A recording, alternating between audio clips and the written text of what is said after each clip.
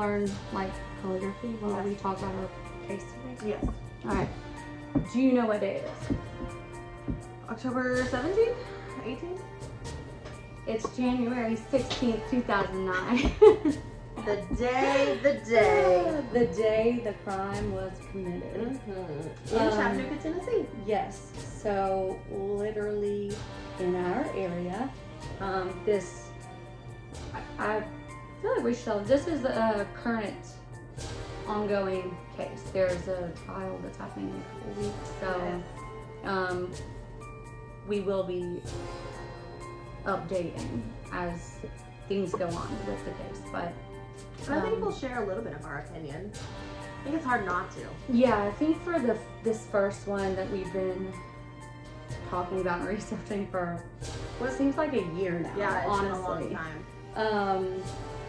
We definitely have our opinions, and it's going to be difficult not to share a little bit of how we feel about it, but doesn't necessarily mean that we'll do that with every case. But so first we'll talk about Angel Bumpass, and she has been convicted of this crime, this murder, felony murder. And at the time of the crime, Angel was only 13 years old. Yeah, like 50 pounds. Yeah. Little. I mean, she was in middle school. Mm-hmm. Good student. Never really been in trouble. No. And I mean, not even trouble at school. Right. Even. I actually just saw one of her classmates on the Angel Bumpass page on Facebook say this could have never been her. I was friends with her in middle school. This would have never. She could have never done this. She could have never done this. She Yeah. wouldn't have the physical capabilities. No. There's just, as we get into the case, there's just a lot that doesn't make sense. And so as we cover it, obviously we're just going to share with you all the facts that we know. And then as we update, continue just sharing facts that we know. And a lot of it doesn't make sense, and a lot of it does not add up. So, I just want to know with the 12 jurers, what was it? How they feel now. Yeah. Because Yeah. she's getting a retrial. Yeah. Any day now. Mm-hmm. So hopefully it's a fair retrial though. Like I know sometimes with new trials and after hearings and public attention, because this has gotten, national coverage. Yeah. So I'm hoping it's a fair trial. And she has a new defense team. Right. So a lot of moving parts right now. So just bear with us. But basically January 16th, 2009, she's in middle school, honor roll student, living with her grandparents because her mother is in prison. And what the prosecution claims is that she went to school that day, which we verified she was in school that day, and got off the school bus at her regular bus stop. The prosecution claims that she walked to the victim's home right off the bus and crosses one of the biggest highways in the Chattanooga area. Mm-hmm. Busiest. The speed limit is not low. People don't drive slow. Walked to the victim's home, duct taped him to a chair to rob him, and because of the duct tape, he died. So they don't think that the goal was murder, but because of them claiming that she duct taped him to a chair and put duct tape over his nose and mouth, Right. he died as a result of that. So she was convicted 9 years later for felony murder, basically. And she was living she was not living in the state of Tennessee. She had got herself into nursing school. She was like trying to get away from the chaos because she has 5 younger siblings. Mm-hmm. So she was trying to get away. She had 2 young daughters, has 2 young daughters, and she was just trying to live her life. And a parking ticket or a court date, got pulled over, and her fingerprints, taken. Mm-hmm. So basically they ran, I guess that, I'm sure anybody, once you get fingerprinted, it kind of just goes into a database, and if there's a match or any sort of thing, it will, alert them. But she was arrested 9 years later, and then ultimately convicted of felony murder about a year after she was arrested, I think. So, facts of the case, I guess, will kind of present themselves as we discuss, again, who she is, who her family is, who the victim is, the relationship between kind of everyone, and then we do want to get into some of the things that are kind of sketchy about the entire case and people involved in the case, whether it be family members and or even law enforcement. Mm-hmm. There are a lot of blurred lines. So I think we should talk about the victim. Okay, so his name was Mr. Bonner. Mr. Bonner. Bayless was his first name, but he went by the Lottery Man. He also went by Cookie. It was like a nickname. He is in his 60s. He's a public works person. What you call that? Public worksman? Yeah. For the city of Chattanooga. Yeah. Kind of anything they need, or little A, B's, and C's, they call him. Right. Pretty much. Maintenance. Mm-hmm. Or certain events, I would say, too. Right. So Mr. Bonner is a husband. He's a dad. He is also a grandfather.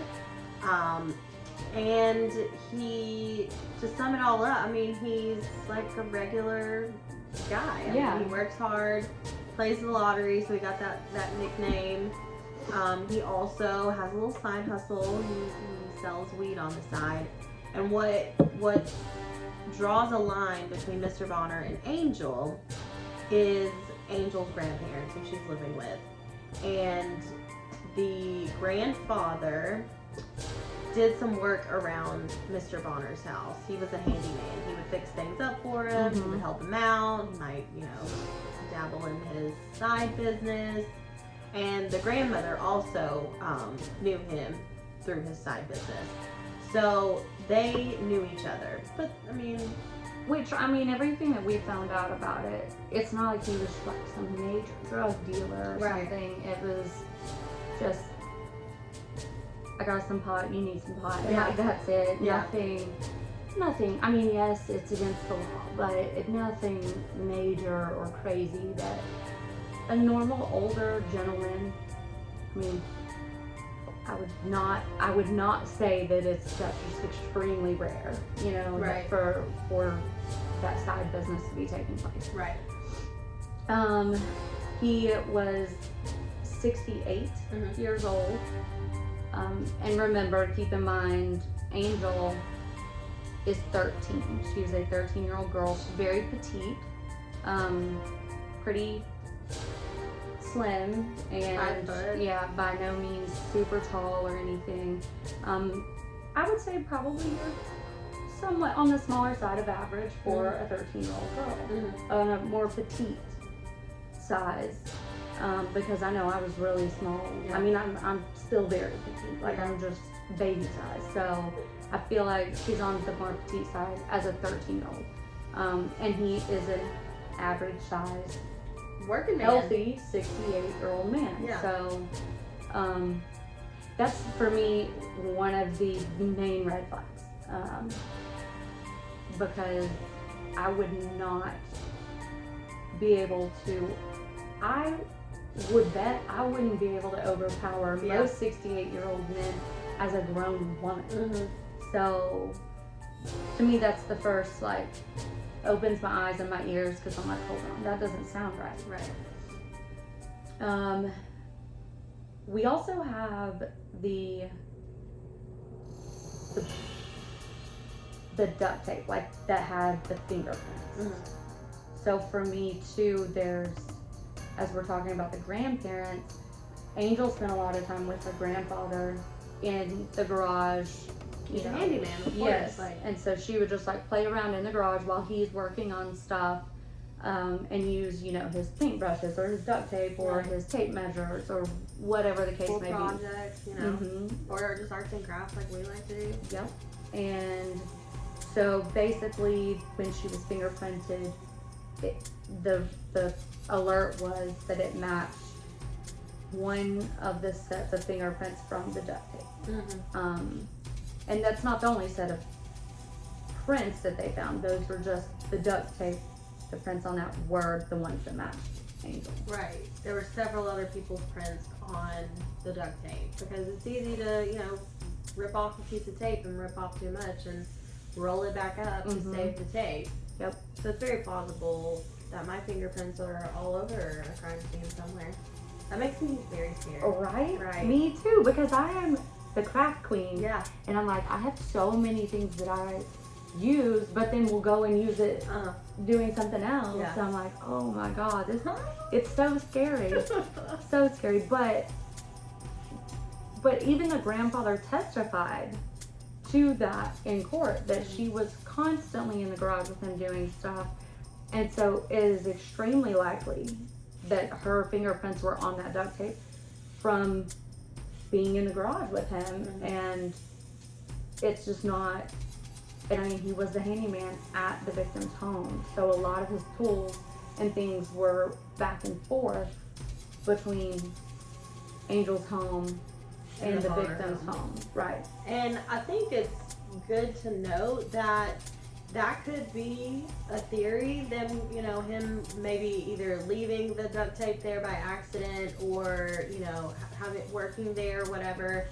But it could have been somebody else who was connected to both homes or both families, right? Which is also not far-fetched. I mean, I feel like as a detective and as someone who's interested in researching the case, like, you really kind of have to look at every single avenue.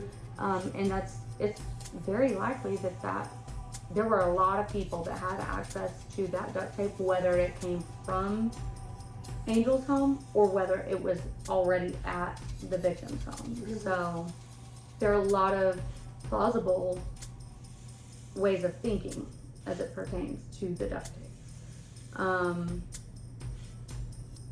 I think I kind of want to tread lightly with this, but in order to like lead into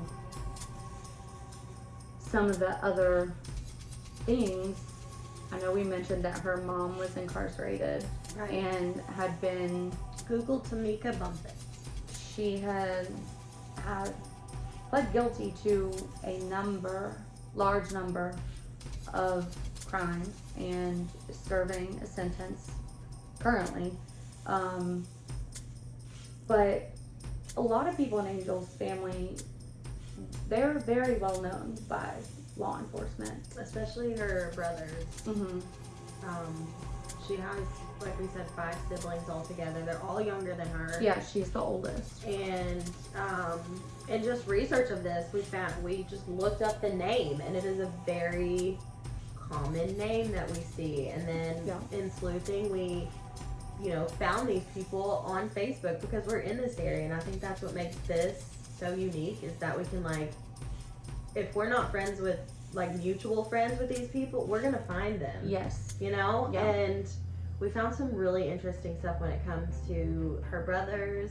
Her grandmother is now remarried, like just recently remarried. So the grandfather who testified in the trial, he's no longer in the picture. I wonder if he will testify again. The brothers. Let's talk about who we think, or who some of the other suspects should be. Right. Or at least should be looked into. And we can talk about a suspect that was tried with Yeah, co-defendant. who was like 26 in 2009. Again, she's 13. And his name's Mallory Vaughn. You can look him up on Google. But he just seems much more likely. And he was called out. Like, they have no evidence on him, and that's how he got off scot-free. Mm-hmm. But his cousin was like an in-jail informant. There was either a call between Mallory Vaughn and his cousin, or they saw each other and talked. I can't remember which way exactly it went, but anyway, he ratted on his cousin, Mallory Vaughn, and he was tried with Angel Bumpass. Yeah, basically the cousin said that Mallory had told him that he had done this, he had robbed this man, and this had happened, blah, blah, blah. Never one time did Mallory Vaughn, the co-defendant, or Angel Bumpass say, like, they always remained on the same page in the fact that they did not know each other. Right. They had never met each other. They had never seen each other, spoken to each other. Honestly, didn't even have any, there were no connections. Right. Not even friends and family that we know of right now. So, zero connections to them, but they were tried as co-defendants. And there was, besides the cousin that kind of ratted on it, there was no evidence that he was even there. Yes. And that's how he got off. And he, at the time of the crime, he was 26. Angel was only 13. He was acquitted of all charges. Angel was found guilty. Right. Just because of this fingerprint thing that was on the duct tape. Then, as far as some of the connections that kind of tie Angel and her family to the victim, but also tie Angel's family to crime. Her brothers were both incarcerated, and there's a recorded phone call between the two of them discussing what sounds like this incident. Using Angel's name. Yes. And saying that basically, did you hear that they've picked Angel up for this? And then there's a lot of like code. Yeah, it code seems like speaking they're that's talking around something, but not blatantly. Obviously, knowing that this is recorded, they don't want to blatantly come out and say it. But it gives real sketchy vibes. Yes. Like they know something. Whether that be they know something as it pertains to Angel and her involvement, or nothing to do with Angel, but they know who did this, or they seem sketch. Yes, it's all the red flags and question marks are attached to that conversation between the two of them. So that's something I felt like should have, in the first trial, should have been looked into and pressed a little harder on. But the defense team really didn't try. Yeah. Kind of. I don't know. I hate to hate on people, but you know, it just wasn't right. I mean, it wasn't. No. Seeing it on TV, it was just like I was like screaming at the TV the whole time. Yeah, I do would. Something. Let her testify. Do this. Bring in this guy. Like. Yeah, they did the bare minimum, honestly, and I don't know. And I think my biggest struggle with it is I don't know why they did the bare minimum, because obviously they're defense attorneys. They care, you know, like they want to do their job. But it seemed like there were roadblocks and obstacles that no one knows about, because it comes off like they half-assed it. Yeah. like really just we're like, we've got better stuff to do, or that like, yeah, we should look into that, but we don't have time or something. I or wonder if something. they thought like this is obvious. Like Yeah, I like wonder there's if they no thought way. this is There's no gonna way be this is gonna happen. piece of cake. Yes, And they just did the bare minimum, you know? that's very likely because even just on a surface level, it's and a deeper level. It all to me is like how did this jury convict her? Yeah. What was it? Because to me there is not enough of anything Mm-hmm. for her to be found guilty. I know. There's not enough. And I don't know, there's just not enough. There was not enough in the first trial. So that's what I mean when I say I hope the next one is more fair, and I hope people are digging way deeper because it just doesn't make sense to me. It doesn't. And in our sleuthing, you're a really good sleuther, by the way. Yeah. I didn't know that about you. You're really good. I am. You're a good sleuther. So we I mentioned am. that we like looked on Facebook, looked for these people, like just wondering where are they now? You know, they were, you know, very close to either the victim or an angel, and we found some things, like some Yeah, some not so good things that also raise a lot of flags, and no matter what way you paint it, it's not okay. It's not a good look. Right. It's not a good look at all. So Carl Fields. this one. Okay, so if you Google Carl Fields Chattanooga, he will come up.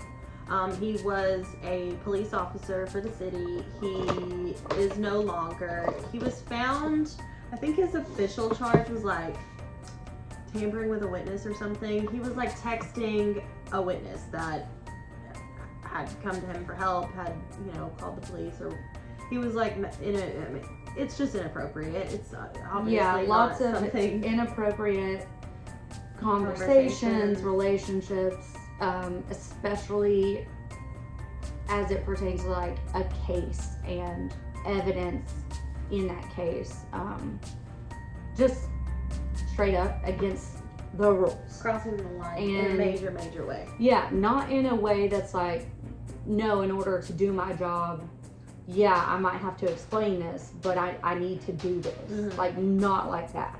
This is not, it's not right. And he was fired, laid off, asked to, can you resign so we don't have to fire you? And that was shortly after everything that happened with Angel. Right. So in our findings, why is that funny? because I'm like, in our own detective work. Yes. We found him. Yes, we on did. Facebook. So in true sleuthing fashion, you go through his pictures, his friends, his posts, his comments. Figure out what kind of guy this guy is, Carl. And truly, when we started, we were just like trying to see if he was still in law enforcement, if he was gonna be returned to this case. Yeah. Because it has been a few years. So we didn't go into that thinking we were gonna find something sketchy. Yeah. And it seems like that's all we found. Yeah, it was really weird. It was really weird because for me, when I am like talking about a case, I need to see the person. I feel like my mind will just explode if I don't see who I'm talking about, and that was a major thing for me. That's pretty much why we got on there, because I was like, I want to see these people. Yes, I want to be able to put a face to the name and a human to the character or the role in this, because for me, I feel like it helps me remain fair and keeps me from jumping to conclusions. Right. Or because I didn't have a negative opinion about him at first. Like, no, it could have been, you know, it could have been a misunderstanding, but they found this, so he gets fired. Okay, right. That's I have no opinion about that, but Yep. in what we found, I've made an opinion about him.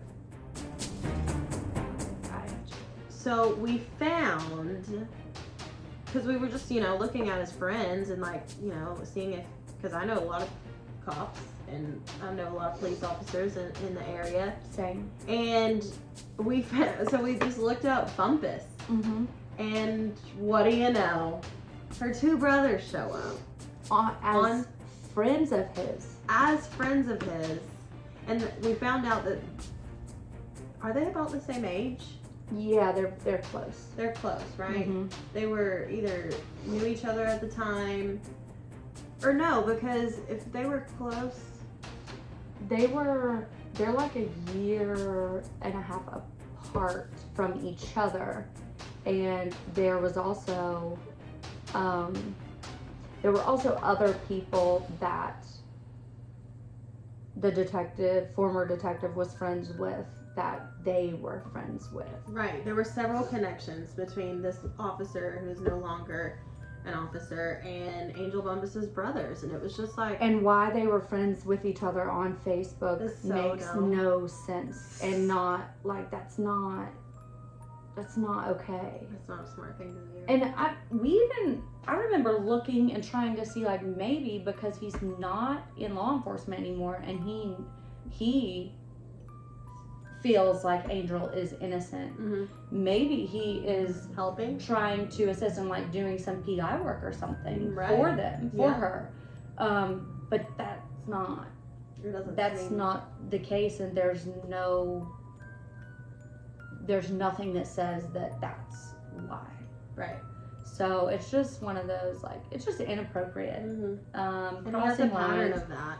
Yes. And then also, what makes this even crazier is that conversation that the brothers had. Mm-hmm. And we'll play that. This call will be recorded and subject to monitoring at any time. Hey, you heard about how what happened? It's on case to have 9 years of murder and aggravated robbery, and they just put that for it. Happened 9 years ago. Yes. Uh-oh. 9 years ago, 2013. Come on now. Think about it. They called. It's just a button on why this whole relationship is inappropriate, and how his previous and at the time still current habits are red flags for how this investigation could have not been fair and just for Angel. And I hope they bring that up in she's got new attorneys, she's got a new trial. I just hope that these new attorneys are going to turn over those rocks that, you know, maybe the past attorneys didn't. I hope they, you know, do their own sleuthing and find what we found. If it's that freaking obvious that we could find it. Yeah. Like, it's not hard to do. It's not freaking hard to do that. So, it's coming up any day now. We'll keep you posted on social media. And we'll tag all of that, but yeah, I'm looking forward to. She could be home by Thanksgiving with her daughters. Like, I'm not on anybody's side here, but I'm on Angel's side. I am too. And because nothing tells me otherwise. I know. Nothing at all tells me. Nothing's fishy. Nothing otherwise. Is odd. Nothing's off.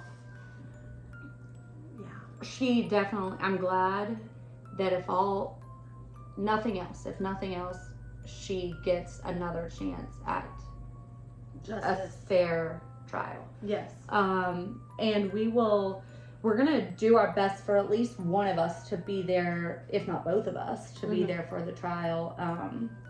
And obviously keep you guys updated on everything that we might even have to do, like, bonus episodes just to cover this.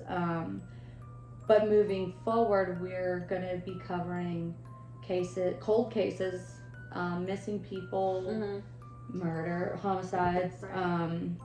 Lots of different cases that some are more current than others, some are decades ago. But they're all going to be in this general area. Mm-hmm. Did you know there's this map of the United States, and it's a murder map, and it shows different states as different colors to indicate how much murder in the Southeast is. Well, it's crazy how much more murders and homicides we have in the Southeast compared to the whole other country. It's crazy. And honestly, I knew that because I started, looking into resources and stuff for basically like education on guns and gun safety and gun laws and how they change from state to state and even sometimes like county and city things. And it's very similar to that. And I do think that certain laws, obviously, and landscape, geography have a lot to do with that, but it's very interesting how, the cases we can look into, it's unfortunate, but it's kind of endless. Like, really, the list is endless. But I'm so excited to cover it all. I know. Like, get into it and put my detective hat on and really try and figure out certain things. And some of them really they might need to be reopened based on what we can find. And the best thing you can do about that is just to put more and more, get the name out there, get the information. Talk about it. So hopefully that's what we'll do. Yeah, and if any of you have any tips or leads or information at all that pertains to the Angel Bumpass case, please feel free to send it to us. We will look into everything, and feedback too, because we are professional sleuthers and cold case lovers. But any feedback, any tips, we would very much appreciate. Yes.